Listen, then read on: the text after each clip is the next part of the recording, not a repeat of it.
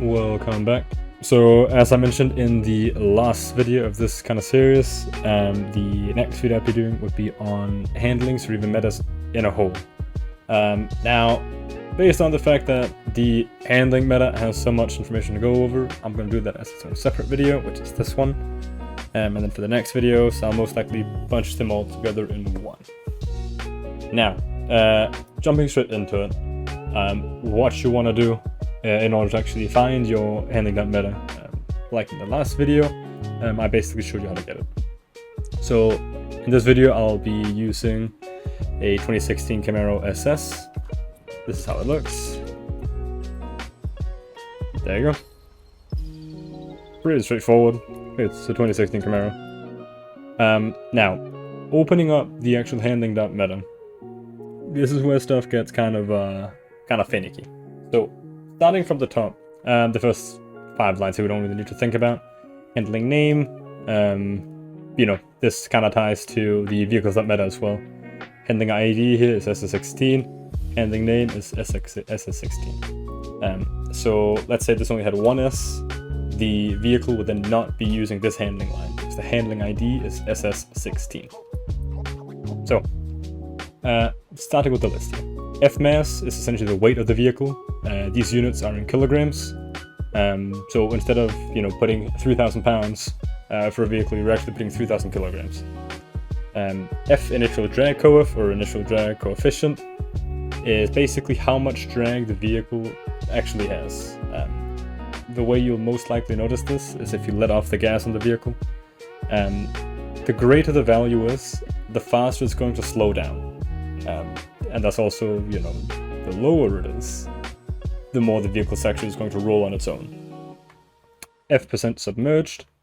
To my knowledge, I've personally never ever touched this ever before, but to my knowledge, this is what percentage of the vehicle can be above water before it stops working. So in this case, 85% of the vehicle can be above water before it stops working. F downforce modifier. Some vehicles have this, some vehicles don't. If you want to have it, you essentially just have to copy this entire line from one handling to another, and then your vehicle's got it. What it actually does is just it works like downforce. The faster you're driving, the more downforce you get. So the more your vehicle's going to stick to the actual road itself. Then you have VEC center of mass offset. I have a X, Y, and C value. The X value is going to be moving from the left side of the vehicle to the right side. Usually you just keep this 0. The Y value is going to be from the bottom of the vehicle to the top of the vehicle, so going up and down. Usually you can keep this 0. If you want it to be a bit more wobbly, maybe you change it a bit up. You can see this vehicle from default has 0.05. Again, this doesn't really do a whole lot unless you make it extreme, obviously. Now the C value here is from front to back. So basically the way this works is the more you shift it to the back, the heavier, quote-unquote, the heavier the back end is actually going to be. Because you're moving more of the actual mass of the vehicle towards the back of it. VEC inertia multiplier, I've personally never ever done anything with this, so I'm not too familiar with what it actually does. You have F drive bias front, which is essentially what decides whether your vehicle is rear-wheel drive, all-wheel drive, or front-wheel drive. Now, so if you have 0.00000, it's completely rear-wheel drive. If you're running 1.0000, it's front-wheel drive. Anything in between 1.0 and 0.0 is, technically speaking, all-wheel drive. Since I'm working with a rear-wheel drive vehicle, right now at least, I'm gonna make this 0 again. Alright, there you go. Now, in initial drive gears, this is how many gears your vehicle is going to have. Basically, if you don't know how many gears your vehicle has, look it up on the internet. I know personally for myself, I would look up in this example 2016 Camaro SS drivetrain or transmission. That way you can kind of find out how many gears your vehicle's actually got. Now, F drive inertia, sorry I missed this one, F initial drive force is one of the things that actually affect the top speed of your vehicle and also your acceleration. So the way I personally look at F initial drive force is basically how much power the vehicle's actually got. Now, that in its own sense is both true and false. Because you could have this be relatively low, and then have this value be relatively high, and then the vehicle's still gonna be fast. But I'll get into that a bit later. Moving on, we have F-drive inertia, which is essentially how fast your vehicle revs. So the higher value, the faster it's going to reach redline. The lower the value, the slower it's going to reach redline. And going on to F-clutch change rate scale upshift and scale downshift. This is essentially how fast your vehicle is going to be shifting. So the way this works, if I am not completely mistaken, is you take the value here and then you divide it by 4. Let me just double check that actually. No, basically, the lower this value is, the slower it's going to shift. I'll show that as well. The higher it is, the faster it's going to shift. Then you have F initial drive max flat vel, or max flat velocity. This is another one of those values that actually affect how fast the vehicle can drive. Obviously, if you have this super low, the vehicle won't go very fast. That's just kind of how it is. Even if you've got set like this set to super high, if this is really low, it's not going to go very fast. The F brake force is how strong the brakes in the vehicle are, or how much force is actually applied on the brakes when you actually do brake. Then you have F brake bias front, which is essentially going to determine whether your vehicle brakes more with the front brakes or the rear brakes. So the lower this number is, so right now this is 0.435, so this is braking with more of the rear wheels. Yes, that is how it should work, yeah. And then, the higher it is, the more it's going to brake with the front. If you set it to 0.5 or 0.50, 500, whatever you want to say, it's going to brake equally on both wheels, or both ends.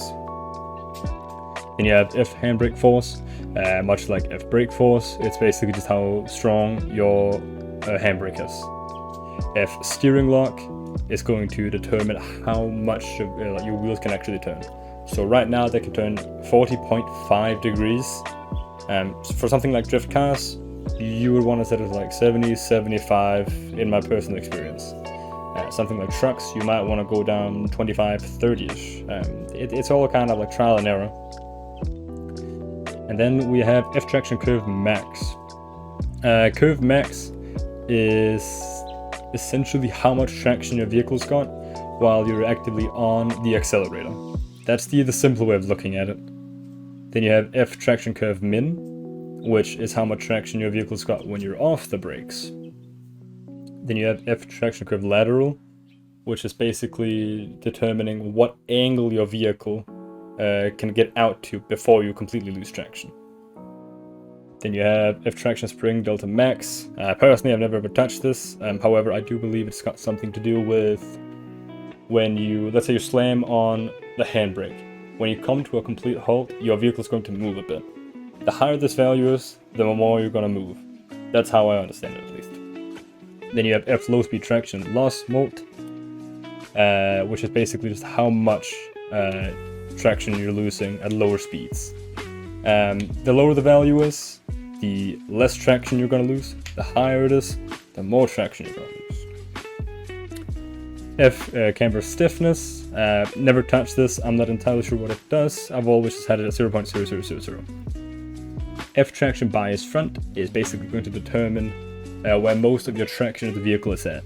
Usually you want to have this in the back, at least for rear wheel drive cars. I do the same for front, all wheel and rear wheel drive cars. I usually leave it at around 0.495 or 85, around that area. F traction loss multiplier is going to determine how much traction a vehicle is going to lose when it's driving on something like snow, dirt, mud, that type of thing. Then you have suspension force, which kind of in the name, it's going to kind of determine how much force the suspension actually has. So if you make this super high, your vehicle is going to end up being bouncy. If you make it super low, it's going to be less bouncy. Again, trial and error thing. I like to keep mine at around 2.5-ish, maybe sometimes all the way up to 3.5. It kind of like differs from vehicle to vehicle. Then you have F suspension comp damp and rebound damp.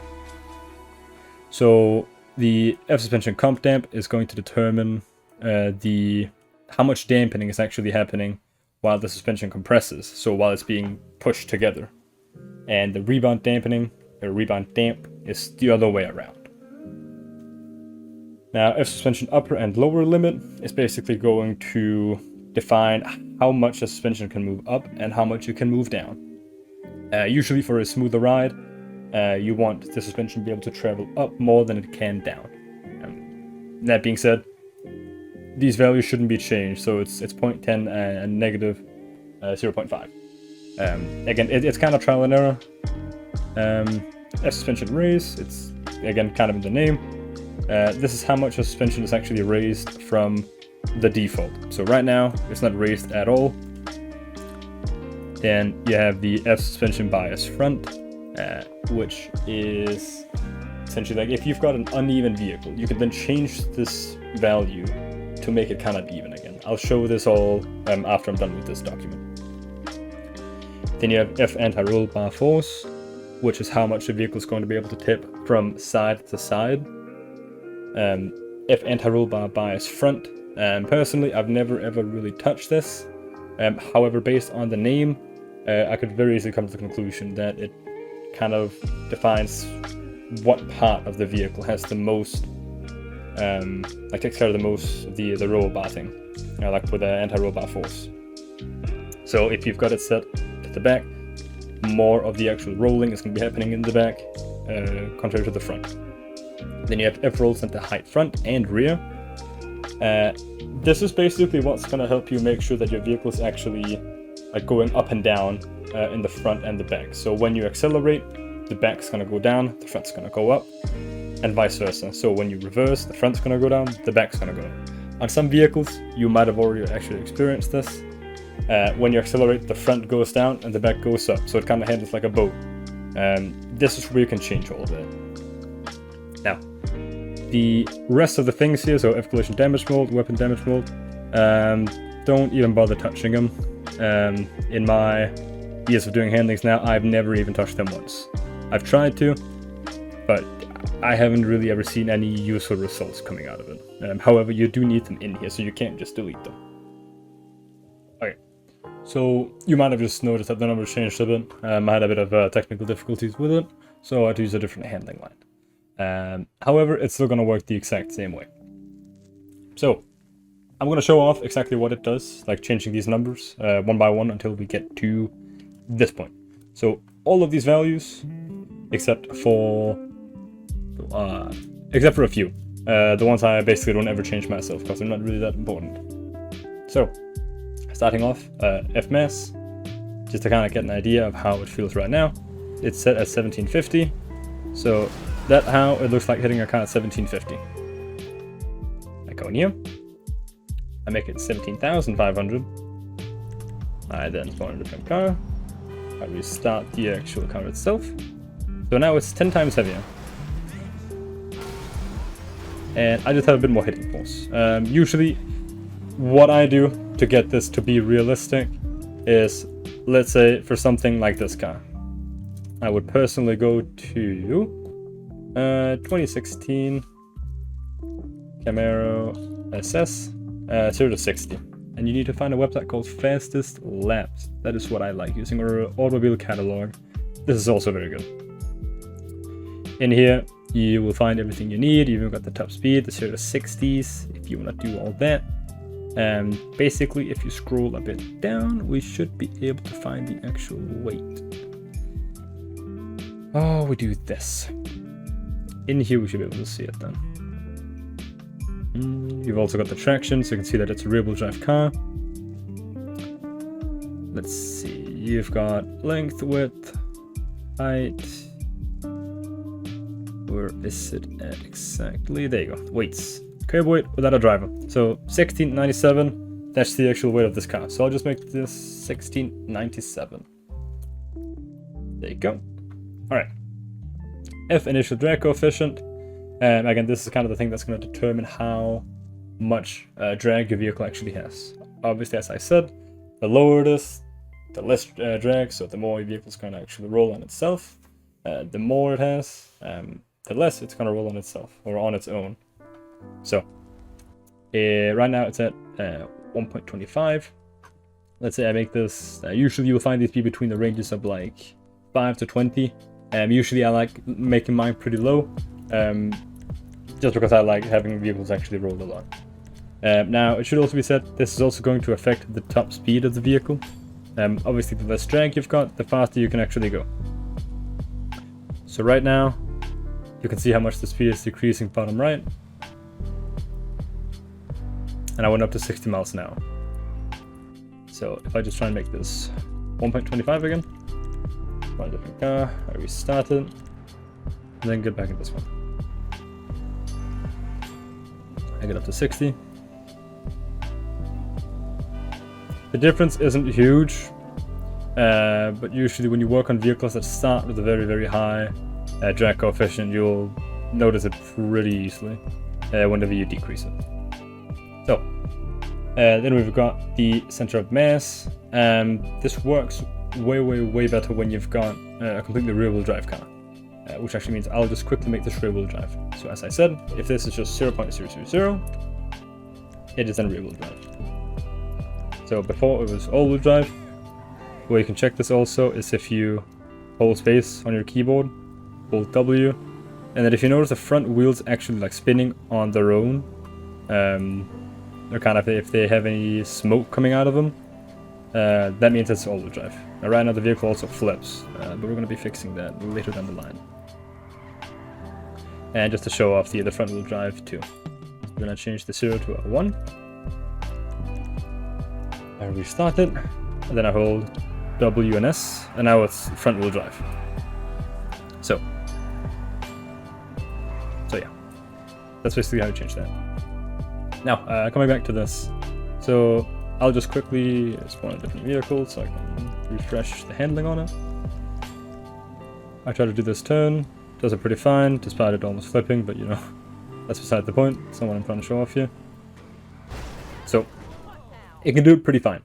Now, if I make this negative, we'll just do 1. Let's just be excessive here. Improve a point. It's not spawned in. Now, more of the weight is going to be in the back of the vehicle. It might be a bit difficult to see as the vehicle's still, you know, wanting to flip. But it's definitely something I can feel whenever I'm doing it. But yeah, you know, usually you just want to keep all of these values at 0.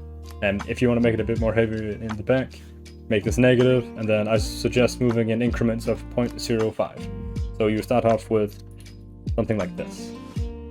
That's what you would start off with. And then if that's not good enough, make it like that, so on and so forth. Not gonna touch this. We've been over this. Initial drive gears. So this is set at 8. Usually anything above 7 tends to have issues. I usually make mine 6, just because it works better on FiveM for GTA 5 for whatever reason. Going back inside here. Let me actually just get my... Is that in? I do not have that in. Alright. But basically, if you listen for the shifts, you can now tell there's only 6 gears. If you put more than 7, it's going to sound weird when you shift too. Like you're going to skip some gears at some point in time. So yeah. Alright, and let me actually just make this 2 gears just to prove my point here.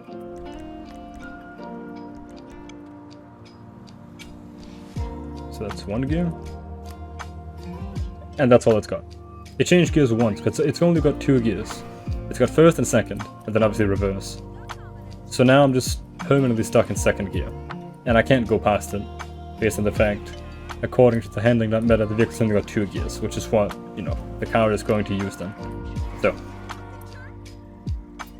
Alright. I'll change this back to 6. Now, F initial drive force. If you're doing something like a drift car, you want this to be pretty high. Personally, I like to keep this between 30 or 0.30 and 0.40.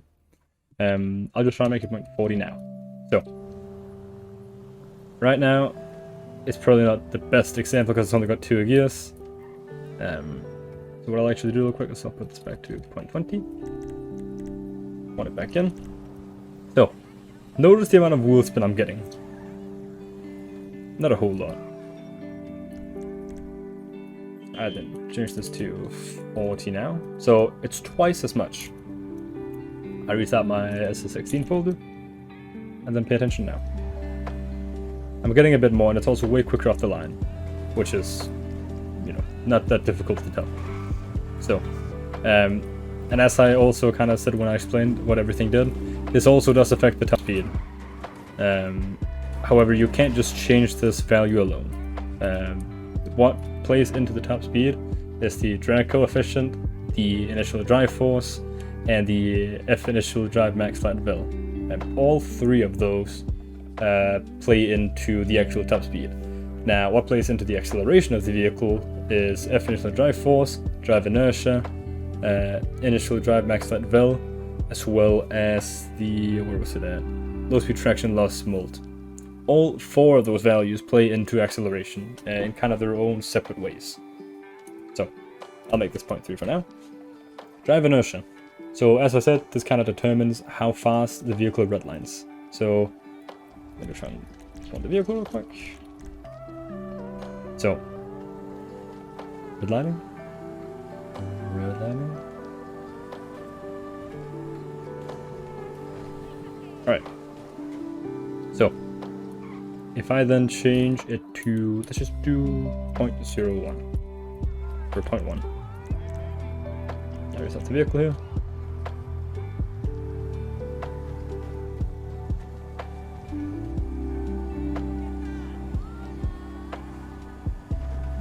So it doesn't do it as fast anymore.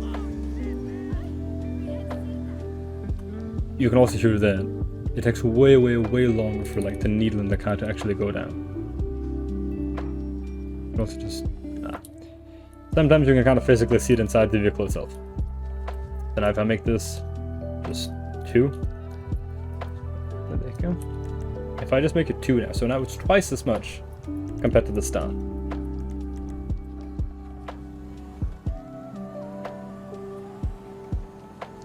Now, it's not super evident that this actually does anything. Like, you can't really tell that it actually does anything. And again, like, it doesn't do a whole lot when it comes to something like acceleration. But it's definitely a value that you might want to change if you're just having some slight issues with the acceleration itself. So, moving on to... I'll just reset this one real quick. So, the actual shifting here. So, you could kind of tell how fast the vehicle shifted before. If I make this 1, you can now tell, I do believe this should take half a second to shift now. So, yeah.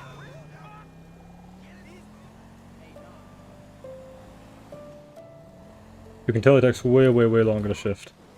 And obviously, like, the lower I make the value, the more evident it's gonna be. So if I make this 0, I'll make this 0.5. Now, it should technically take 2 seconds to shift from one gear to another. Yep. Now, this would be good for something like of an older car. Like a Ford Model A, as an example. Something of an older generation is where this works wonderfully. Because, you know, you just couldn't shift as fast in those vehicles. So, I'm gonna make this back to just 8. And 8. Okay. And then we have F initial drive max flat vel. So, I'll quickly try and change this to 400. Because you've already kind of got an idea of how it actually drives right now, with it being 210. So,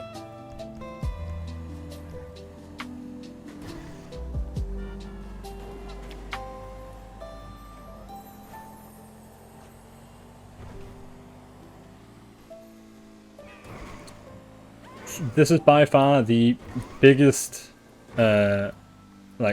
point in getting your vehicle to go faster. Obviously, initial drive force also plays a huge part.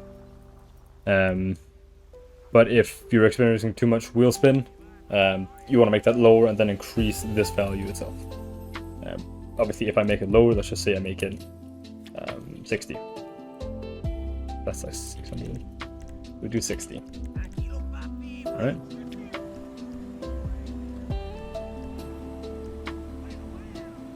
Now, the speed I put in doesn't actually make that the top speed. It's just a value that the game uses to, you know, as like a denominator in the actual top speed. Now, another thing you might have noticed is the shifting. It happens way more frequently. So listen.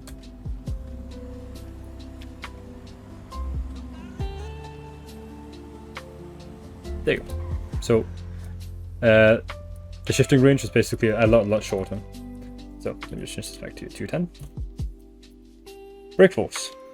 I'll just quickly respawn the vehicle so I can actual nice top speed again. So if I now brake, you know, it brakes pretty quick. And if I make this 0.22, it's going to be the other way around. So if I just get down to the bottom here, and I then start braking. So braking now. The brakes are way worse. So now if brake bias front, right now it's braking on all 4 wheels. If I make this 0.2, it's going to primarily brake on the rear wheels. And now it can actually make for some fun, like way to get into a drift if you want. Just notice how I turned around way quicker right there. So if I get in here, I brake, I throw out the back, and then you could kind of initiate a drift if you wanted to. So I'm gonna try the other way around. We're gonna make it just 1.0. So now I am going to 100% be braking on the front wheels. Now obviously this is gonna make me lock up, so I can't really turn. So braking. The turning's at least not that good. So yeah, the car gets way stiffer. Usually what I like to do is I keep it around 0.5, maybe 0.4. Again, it's kind of up to preference, whatever you like the most. Trial and error, basically. That is what is for most of this. So, if handbrake force, how strong the handbrake actually is. So, I'll get up on the bridge here and I'll slam the handbrake. So boom. There you go. Then I'll try one where I'm trying to turn. That kind of gives an idea of how strong the actual handbrake is. Now if I make this 0.2, the handbrake is going to be way worse. Even to the point where I don't even think I can actually pull the handbrake to turn around. I can't. I tried to, but I can't. So I'll smash the handbrake now. My wheel doesn't even, like my wheels don't stop spinning. But I'm actively smashing the handbrake, as you can see. And then nothing happens. So, usually I like to keep this around, like in the high 0 points, so maybe like 0.8, 0.7, maybe even 0.9. That's usually around where I keep it. Steering lock, this is super simple. As I said, the angle of which which your vehicle can or your wheel can actually turn. So 0.36, that's the standard here. I'll make this 70. Respawn it. Now my wheel turns way more. Now obviously, as I said, this is good for something like a drift car where you want a lot of steering angle.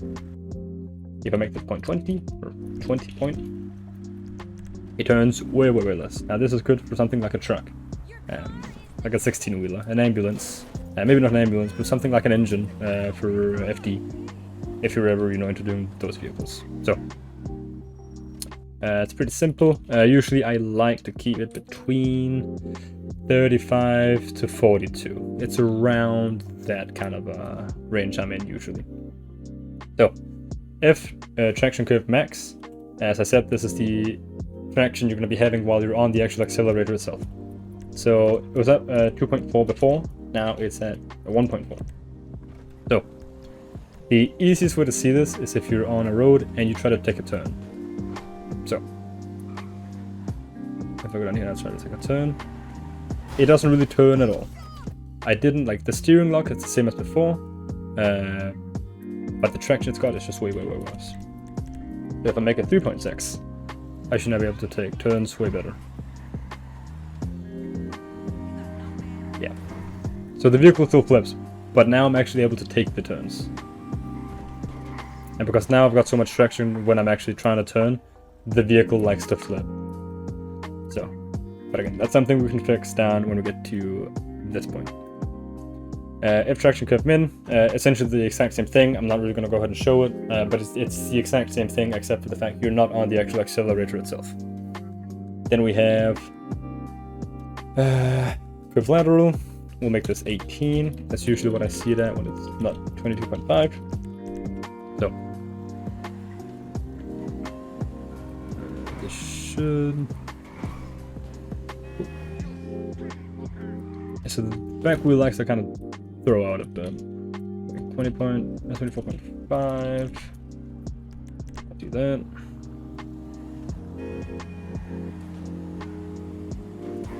It's just got more grip, essentially. Obviously, it's kind of difficult to tell with vehicles, about to flip. So.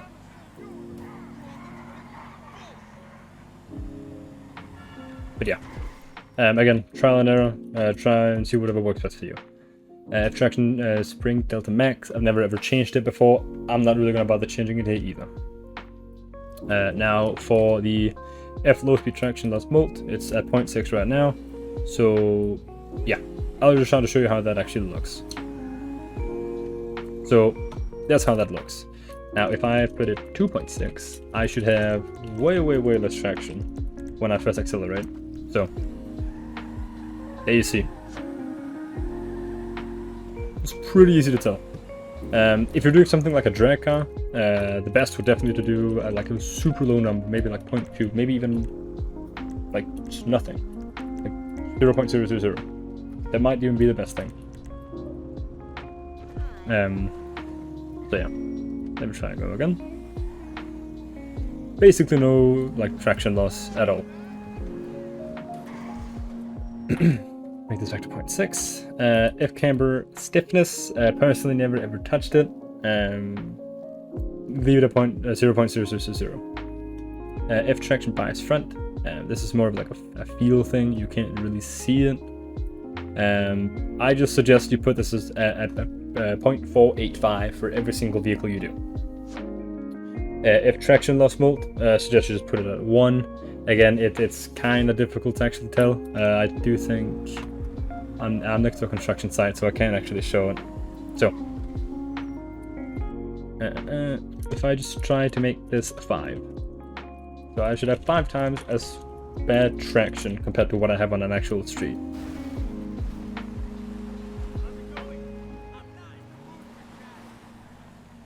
Now I have some tarmac again, then I have really bad traction again. Alright, and if I make this, let's just say -5, I should technically have better traction on a dirt road now compared to the street. I have too good traction. Make this 0.000. Alright. Now, the vehicle should technically not have any kind of different driving style compared to on the actual street itself. So, that's basically what that does. If you're doing like an off-road vehicle, like a rally car, you can leave it relatively low, maybe like 0.2, 0.3, something around that range. Usually if you're doing a street vehicle, like this 2016 Camaro, leave it at 1.0, that's definitely what I suggest. So, getting into the fun stuff now. Basically the smoothness of your actual ride. All of these are going to determine how smooth the suspension of the vehicle is going to be. Now, as I said, usually I like to keep suspension force at around 2.5, maybe even a bit more. Basically the way I personally test out the suspension See if I can find a place real quick. Okay, it's fine. So, I always look from the side and how the suspension actually reacts to hitting the ground. So, it's a bit springy, that's fine. Let's just try to exaggerate it. I'll make it 4.1.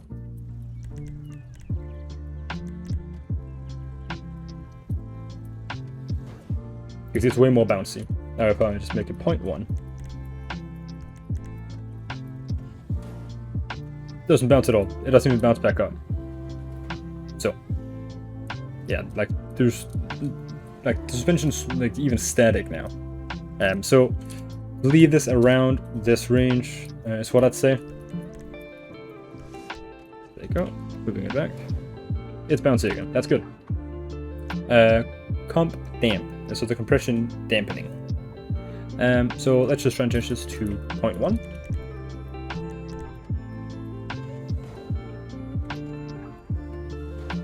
So it's not very, it doesn't really dampen the actual compression that happens. So if I make this 4.1, it should in turn make it super stiff. Yeah, there's no kind of like bounce after. Yep. I like to leave this at around 2.1. So this is actually spot on. Rebound damp is when the vehicle then, you know, uncompresses. So if we just make this 0.25, spawn it.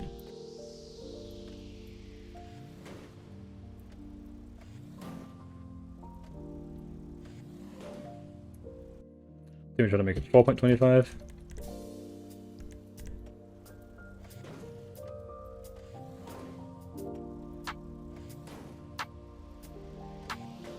The difference is quite clear. Usually I like to leave this at 2.1 as well. The same as a comp damp. Now, F suspension upper limit. To really showcase this, I'm actually going to touch on the F suspension raise first. So, what you do here, I'm not really entirely sure what like what value or like if it's metric this is measured in. But this essentially just increases the height at which your vehicle is sitting compared to your actual tires. So if I make this 0.1, usually I like to change it in increments of 0.05. It's just a good value for a lot of stuff because it's not a huge difference, but it's definitely you know, noticeable. So right now you can see the wheels go all the way up into the like the wheel well when I drop it.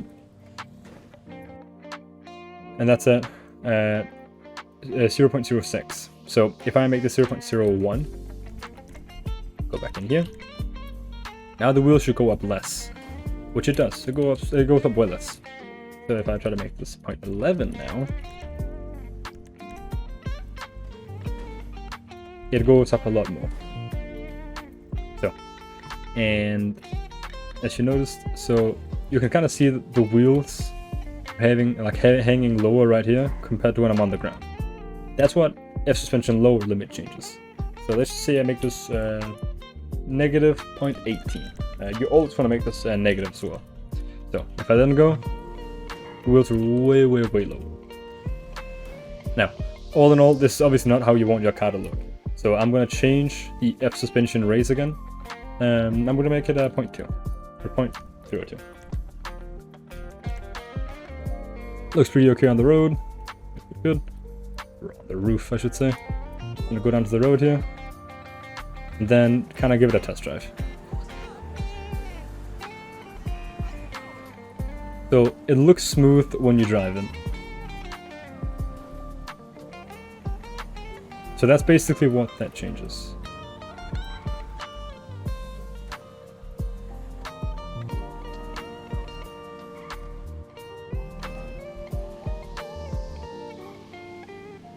So, now, to touch on, oh yeah, this thing.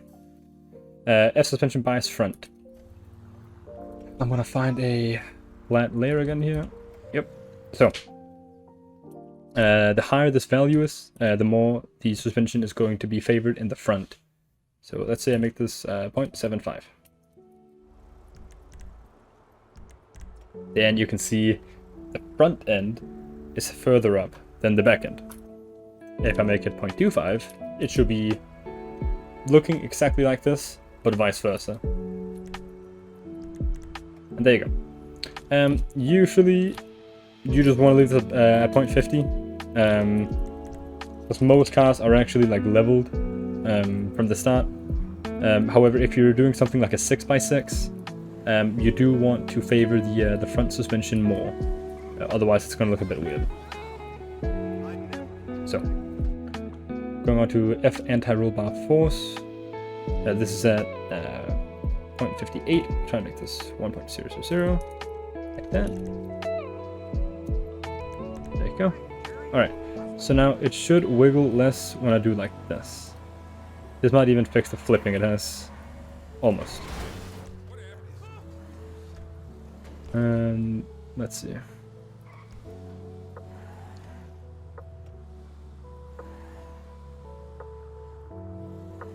Yeah, so the entire rolling of the vehicle actually depends on well, technically 4 different values.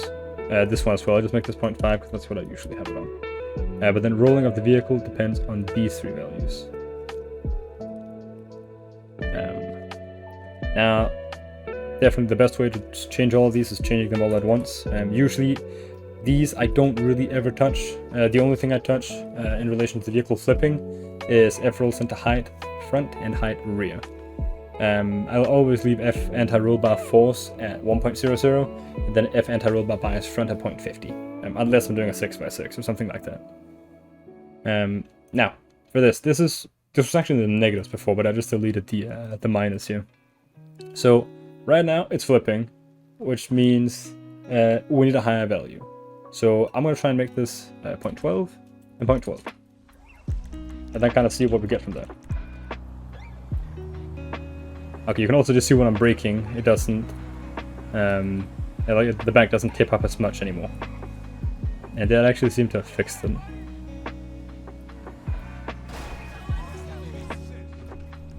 So, that is essentially actually it. Gone through everything important inside the handling.meta file. Yeah, I mean, like I said in the last video, if you've got any kind of questions about anything, you know, comment, join my Discord. It's kind of up to you what you prefer. If you join my Discord, I'll most likely reply faster compared to the YouTube comment section. But yeah, with that being said, I hope you liked the video. If you did, leave a like, potentially leave a subscription, because you know I'm going to be doing like a whole series on this. Next time, I'm most likely just going to be talking about the rest of the vehicle meta files, or the meta files, which would be car variations, potentially touching on car calls, and then the actual vehicle stat meta. After that, I will most likely be touching on how to optimize the vehicle for your FiveM server. Because if you've noticed right now, this is not good. It shouldn't be a red text. It should be blue. So I'll also be showing how to do that. But yeah. As always, as I said, if you have any questions, concerns, problems, etc., post a comment, go to my Discord, it's up to you. But yeah, I'll see you guys in the next one. Bye bye.